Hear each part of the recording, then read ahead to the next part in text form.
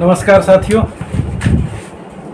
आज मैं हरेली के त्यौहार के अवसर पर इस समय बैठा हूँ चंदपुरा भाटा में और हमारे साथ हैं छत्तीसगढ़ के प्रमुख कलाकार और बहुत सारी फिल्में जो स्थानीय फिल्में हैं छत्तीसगढ़ी भाषा में उनमें काम कर चुके हैं और लोग गायक हैं। लोक कार्यक्रम, लोक संस्कृति को बढ़ाने के लिए बहुत सारे कार्यक्रम आकाशवाणी और टेलीविज़न के माध्यम से देते रहते हैं और बहुत सारे पुरस्कार भी प्राप्त किए हुए हैं। तो इनके पास छत्तीसगढ़ की संस्कृति के बारे में अच्छा ज्ञान है, तो मुझे लगा कि हरेली के बारे में इनके अपने कई गाने शूट हुए हैं और उस पर कुछ फिल्माएँ भी हैं, तो मुझे लगा कि इनसे हरेली के बारे में बात करना चाहिए। और आज चूँकि हरेली का त्यौहार है तो हरेली के लिए आप सभी को, सभी दर्शकों को मेरे तरफ से शुभकामनाएँ और बधाई है, और आपको भी सर बधाई है। तो आज हम लोग बात करेंगे कि जो हरेली का त्यौहार है छत्तीसगढ़ में प्रमुखता से मनाया जाता है और ख़ास करके सावन के महीने में ही मनाते हैं इसको, अमावस्या के दिन मनाया जाता है।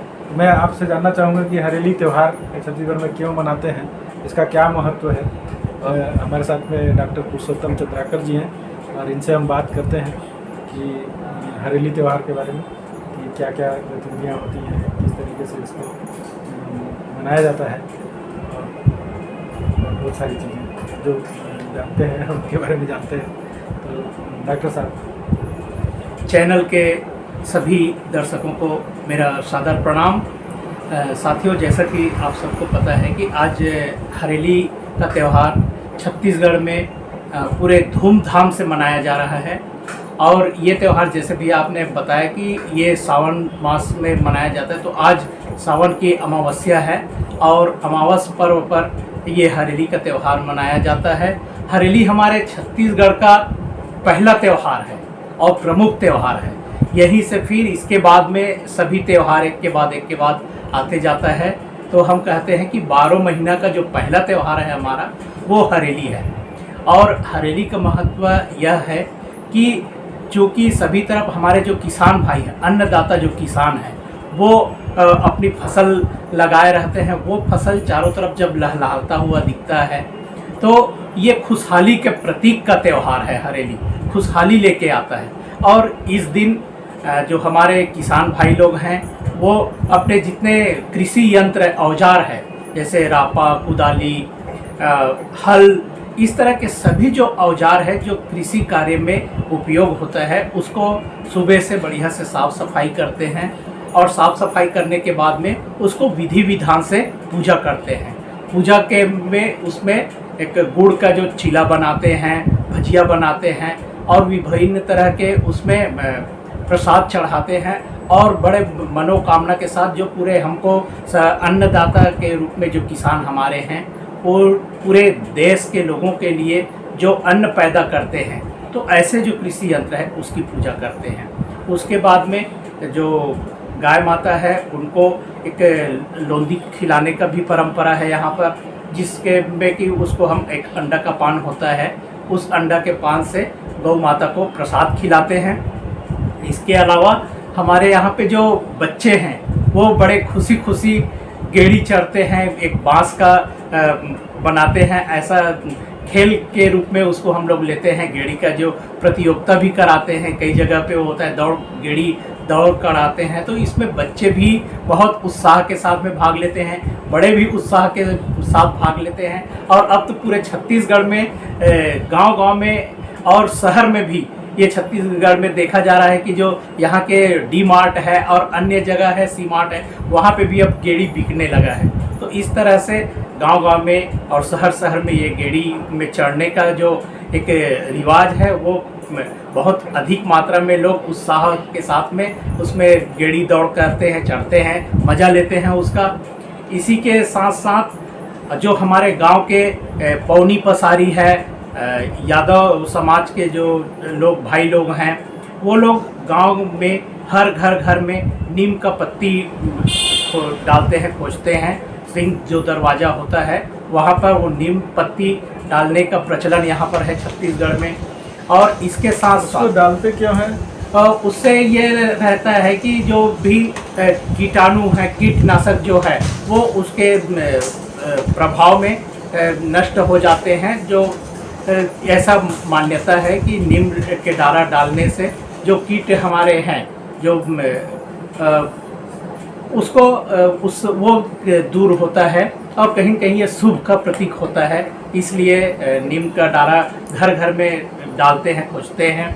और इसी के साथ साथ घर के बाहर में गोबर से एक हनुमान जी बनाते हैं, जिसको बनाने के पीछे यही है कि वो डालने के और पूरे वो लाइन लगाते, जितने दूर तक के अपना घर है वो पूरे एक रेखा खींचते हैं, जिसमें कि किसी तरह के गलत प्रभाव, दुष्प्रभाव जो होता है वो घर में न पड़े और वातावरण बहुत अच्छा बना रहे।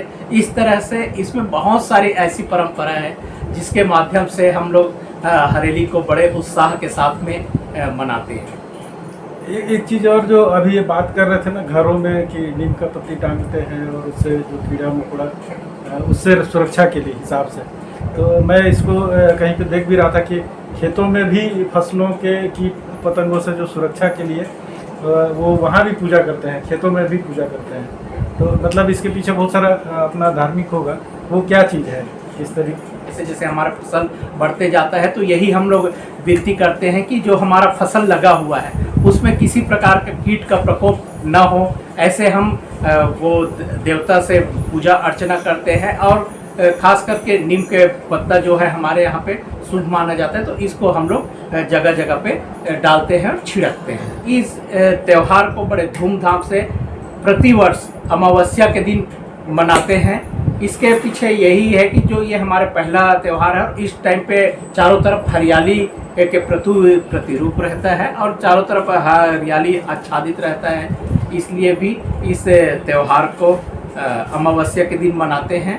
इसीलिए शायद हरेली भी बोलते हैं। हाँ, इसको गांव में हम लोग हरियाली को हरेली तिहार करके बोलते हैं। और हरेली तिहार हम सब छत्तीसगढ़ी वासियों के लिए एक महत्वपूर्ण त्यौहार है। बहुत सारे त्यौहार जो है वो इसी समय शुरुआत होते हैं मेरे ख्याल से। इसके बाद से हाँ, हरेली के बाद मतलब कहा जाता है कि 12 महीना का जो त्यौहार है वो हरेली से शुरू होता है और हरेली के बाद फिर एक के बाद एक के बाद एक के बाद एक तो पहलावत तिहार जो होता है वो हमारा हरेली तिहार है। इसके बाद में फिर लगातार त्यौहार आते जाता है। तो ऐसा भी कुछ है क्या कि इस समय फसल सब लग चुका रहता है या धान का रुपाई? मेरे ख्याल से अब तो बरसात थोड़ा लेट चल रहा है, लेकिन पहले का जो सीजन बरसात का बोला जाता था कि 15 जून के बाद, तो मेरे ख्याल से इस समय तक जो भी फसल लगने वाला होता होगा वो सारा लग चुका रहता होगा। क्या होता है कि पहले हरियाली के टाइम पे जो हरेली के दिन ऐसा कहा जाता है और हमारे किसान लोग करते भी हैं कि इसके पहले जैसे समय पर पानी आ जाता था तो समय पर किसानी हो जाता था मतलब जो रोपाई का काम है, बियासी का काम है, ये सारा काम जब हो जाता था उसके बाद में हरियाली आते आते तक के हमारा किसानी का लगभग ये सारा बुआई का काम, बियासी का काम और रोपाई का काम लगभग हो जाता था। उसके बाद में फिर हम लोग क्या करते हैं, हरेली के दिन पूरे अपने जो हल है उसकी बढ़िया से साफ सफाई करना, जितने इसके कृषि औजार यंत्र है उसकी साफ सफाई करना और फिर उसको पूजा विधि विधान से पूजा करना, ये हम हरेली के का दिन करते हैं। अब समय थोड़ा बदल गया है, मौसम थोड़ा चेंज हो गया, तो पानी भी लेट से बरस रहा है, फसल भी थोड़ा लेट ही प्रक्रियाएं चल रही हैं। अभी रुपाई चल ही रहा है, पूरा कंप्लीट नहीं बोल सकते कि हो रहा है, लेकिन हमारे जो पुराने समय थे, पुराने जो लोग थे और पुरानी जो इन्वायरमेंट था, पुराना जो वातावरण था, प्रकृति का भी जो नियम था, वो सब समयबद्ध से चलता रहा। 15 जून तक बारिश स्टार्ट ही हो जाता था पहले जी, और लगभग लोग खेत का तैयारी जून में कर लेते थे और जुलाई 15 तक मेरे ख्याल से सभी चीज़ों का, चाहे मक्का बुआई का हो या धान रुपाई का, सारे चीज़ इस समय तक ख़त्म हो ही जाते रहे। अब लेट हो रहा है तो अलग है, अलग प्रक्रिया है, लेकिन त्यौहार अपने समय से चल रहा है, उसमें वो अपने गणना के हिसाब से अपने समय पे चल रहा है। और इसीलिए अमावस्या के दिन हरेली त्यौहार को सब बड़े धूमधाम से इसको मनाते हैं गांव-गांव में। और शहरों में उतना दिखता नहीं है, लेकिन गांव में जाने पे इस त्यौहार का रूप रंग चारों तरफ दिखाई देता है, क्योंकि किसान खास करके जो गांव में है सबसे ज़्यादा किसान ही रह रहे हैं, और किसान के लिए ये त्यौहार जो है वो खुशियों का त्यौहार है जी। और समृद्धि का त्यौहार है। वो अपने अनाज को सहेजने, अपने अनाज को संरक्षित रखने और उसमें जो प्रक्रियाएं हैं कि उसमें कीड़ा न लगे उसकी व्यवस्था, या नीम को एक औषधि पौधा माना गया है, तो इसलिए उसके दरवाजे पे टांगने या फसलों के बीच में कहीं भी इस्तेमाल करने से कीटाणु जो है लगेंगे नहीं। ये सारा बहुत सारा चीज़ है। और सावन के ये जो रिमझिम फुहार है उसमें चारों तरफ फसल जो लहलहाते रहता है, तो इसको देखकर मन बड़ा प्रसन्न होता है और हमारे किसान बहुत खुश होते हैं, और इसका प्रतीक ही है ये हमारा हरेली। हाँ, तो पुराने समय में किसान का क्या है, खुशियाँ बांटने का एक अपना तरीका है, तो वो तरीका इस त्यौहार के रूप में ही हमेशा मनाते रहे हैं जी। चाहे हरेली का त्यौहार हो या फिर और भी जो त्यौहार हम देखने के लिए मिलता है जो हम लोगों का, तो पुराने समय का जितना त्यौहार मुझे लगता है कि सब काम से ख़त्म होने के बाद एक परिवार के साथ, समाज के साथ खुशी बांटने का एक अवसर मिलता है। बहाना होता है त्यौहार, बहाना होता है कि इसी के बहाने सबसे मुलाकात होगी और सबसे आनंद के साथ, क्योंकि रोज़ तो काम में आदमी व्यस्त ही रहता है। शहरों में यही चीज़ पता नहीं चलता, शहर में कैसे जीवन को जिया जाए, वो जीवन गांव में ही जीते हैं और इस रूप में जीते हैं, त्यौहार मना करके। वो चाहे देवी देवताओं का पूजा भी, कुल देवी का पूजा भी इसी समय करते हैं और इसमें भी करते हैं कुल देवी का पूजा। बाकी पूजा करने के बाद कुल देवी का पूजा करते हैं और फिर गांव में अपने सारे इष्ट देव को मनाने का काम। इस दिन क्या होता है कि अर्जुन के जो अलग अलग नाम हैं उसको भी एक परई होता है, उसमें बंधन से लिख करके और घर में टांगने का रिवाज है। जो कुठार होता है उसमें टांगने का रिवाज है, इसमें अर्जुन के 12 नाम होते हैं। तो इस तरह के भी एक रिवाज है हरेली के दिन जिसको करते हैं। बहुत अच्छा डॉक्टर साहब, आपसे बातचीत करके हरेली के बारे में एक चर्चा और एक छोटा संदेश, इस पे अगर सवाल जवाब आएंगे तो अपन फिर से बैठ कर के बात करेंगे, इसमें और भी विस्तार के साथ गांव में भी जा कर के बात कर सकते हैं। लेकिन मुझे लगा कि हम लोगों को इस पे चर्चा करना चाहिए। ये प्रमुख त्यौहार है और ये शुरुआती त्यौहार है, पहला त्यौहार स्टार्ट हो रहा है, इसके बाद तो त्योहारों की लाइन लगेगी और लगातार लोग उसमें लगे रहेंगे हमारे त्योहारों में, और खुशियाँ तो बांटती ही हैं त्यौहार हमारा। आपको जानकारी देने के लिए बहुत बहुत धन्यवाद। धन्यवाद सर।